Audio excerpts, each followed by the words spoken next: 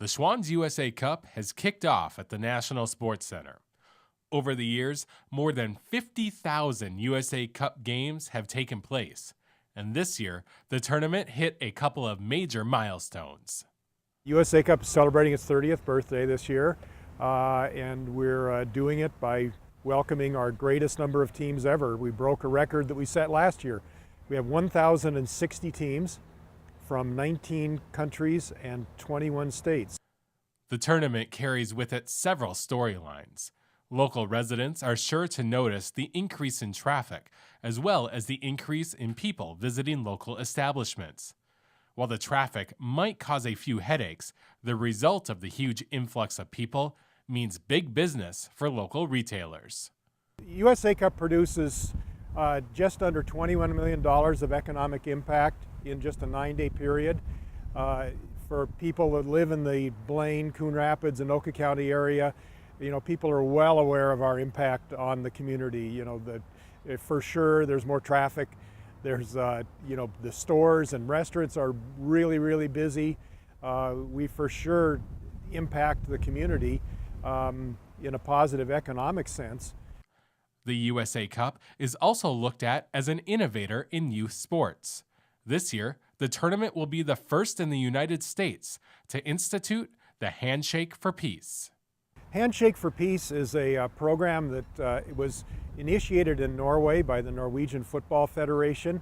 Then they partnered with the Nobel Peace Center, which is based in Norway also, and then formed a partnership with FIFA. The Handshake for Peace is a handshake that's done like this, and it's being done at the World Cup right now in Brazil. It's a handshake that at USA Cup we're going to do a mass handshake for peace during opening ceremonies. Governor Dayton will be there to lead that. And then we will do a handshake for peace with the team captains at the end of every single game. A delegation from Norway will be at the USA Cup to speak about the origins of the Handshake for Peace. Besides the impact on the local economy and the innovation at the USA Cup, the tournament also is full of stories that tug at the heartstrings. This year, the first team to ever compete in the tournament from India has arrived in Blaine, and their mission is much more than just soccer. It's a 15-year-old girls team, and it's a program that has a social mission to empower women in India. There certainly are some issues with the way women are treated in India that need to be addressed, and so they're trying to empower the kids through soccer to wait, not get married when they're just young teenagers, and learn some skills so that they are employable in the Indian marketplace. When an international team decides to compete in the USA Cup, it is an expensive decision, and many teams work the whole year just to make the trip possible.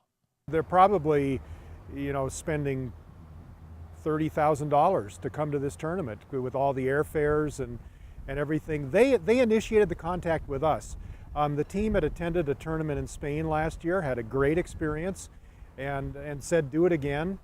And we've been working with them all winter. The USA Cup at age 30 is going strong, and still the largest youth soccer tournament in the Western Hemisphere.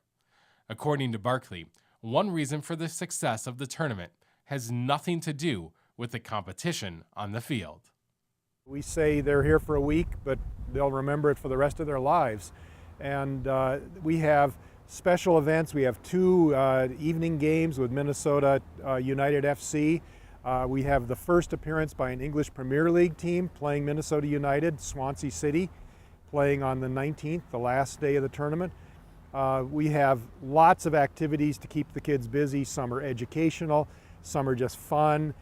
And I think that what players will tell you 10 or 20 years later that they remembered most about the tournament was the international aspect of it, meeting people from around the world, watching teams play from elsewhere around the world, learning more about soccer because they're watching teams that are international teams and probably play differently. And it's a lot of the non-soccer off-the-field memories that stick with them longer. Sometimes they don't even remember the scores of the games, but they remember people they met. For North Metro TV News, Ben Hale reporting.